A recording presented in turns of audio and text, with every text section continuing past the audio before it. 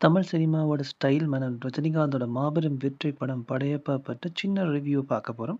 அதனோட சேர்ந்து கதையையும் சுருக்கமாக பார்த்துடலாம். வீடியோ பார்க்குற எல்லாரையும் துவாரகன் டாக்ஸ் யூடியூப் சேனலுக்கு வர வைக்கிறேன். ஃபாரினில் படிச்சுட்டு ஊருக்கு வர நீலாம்பரி அவங்க குடும்பத்துக்கே செல்ல பிள்ளை. அவள் பிறந்த பிறகு வந்த சொத்து வாழ்க்கைன்னு அவன் நினைக்கிறது நடத்தி வைப்பாங்க அவங்க வீட்டில் இருக்கிறவங்க. நாள் நீலாம்பரி அவள் வீட்டில் வேலை செய்கிற வசுந்தரா கும்பிட்ட பாம்பத்தை இடிக்கிறதுக்காக ஆளுங்களை அனுப்பினப்போ அங்கே வர்ற படையப்பா பொத்துல இருந்த பாம்பை எடுக்கிறாரு. இதை பார்த்த நீலாம்பரிக்கு படையப்பாவை பிடிச்சிருது. ஆனால் படையப்பாவுக்கு பாம்பை காப்பாற்றுறதுக்காக கும்பிட்ட வசுந்தராவை தான் பிடிச்சிருக்கும். இதுக்கப்புறம் தான் நீலாம்பரிக்கு படையப்பனும் தானும் ரிலேட்டிவ்ஸ்ன்றதும் அவட அண்ணா தான் படையப்பான்ற தங்கச்சியை மறி பண்ண போகிறதும் தெரிய வருது. இந்த கல்யாணம் ரஜினியோட சித்தப்பாக்கு பிடிக்கல. அவர் தன்னோட மகளுக்கு பார்க்க நினைச்ச சம்பந்தம் அது. இருந்தாலும் நீலாம்பரியை தன்னோட மகங்கள ஒருத்தனுக்கு கட்டி வைக்கலாம்னு நினைக்கிறாரு. ஆனால் வீட்டில் நடந்த ஃபங்க்ஷனில் நீலாம்பரி படையப்பனுக்கு முத்தம் கொடுத்ததோட அதுவும் நடக்காது அப்படின்றது தெரிய வருது. இந்த கோவத்தில் படையப்பனோட சித்தப்பா ஊர் பெரியவங்களை கூப்பிட்டு சொத்தை பிரிக்க சொல்கிறார். ஆனால் மொத்த சொத்தையும் அவர்கிட்டயே கொடுத்துட்டு எல்லாரும் கிளம்புறாங்க. தான் எடுத்து வளர்த்த தம்பியை தன்னை எதிர்த்த கவலையில் அந்த வீட்டு வாசல்லையே தர்மலிங்கம் உயிரை வர்றாரு.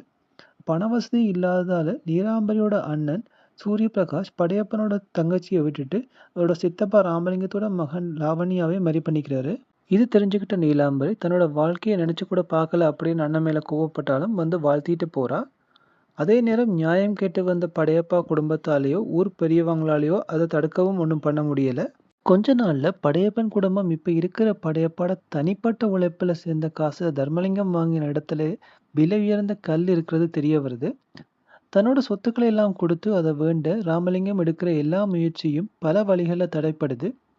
கடைசி முயற்சியா அடியாள்களை கூட்டிட்டு வந்து பறிக்க ட்ரை பண்ண டைம்ல படையப்பா குடும்பத்துக்கு இந்த விஷயம் கிளியரா தெரிய வருது.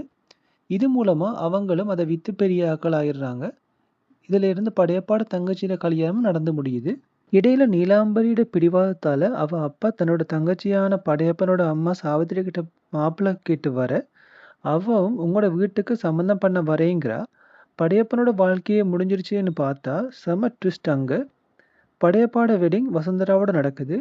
இந்த தோல்வியை நீலாம்பரி எப்படி எடுத்துக்கிட்டா, படையப்பன் குடும்பத்துக்கு என்னென்ன பிரச்சனைகள் செஞ்சா, எந்த வகையில படையப்பா அதை தடுத்தாரு அப்படிங்கிறத நோக்கி படம் இதுக்கப்புறம் நகருது. படம் ரீரிலீஸா இருந்தாலும் கண்டிப்பா தியேட்டர்ல மறுபடி பார்க்கணும்.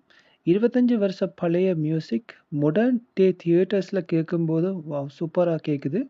சிவாஜி ஒவ்வொரு தடவை கதைக்கும் போதும் கேட்டுக்கிட்டே இருக்கலாம்.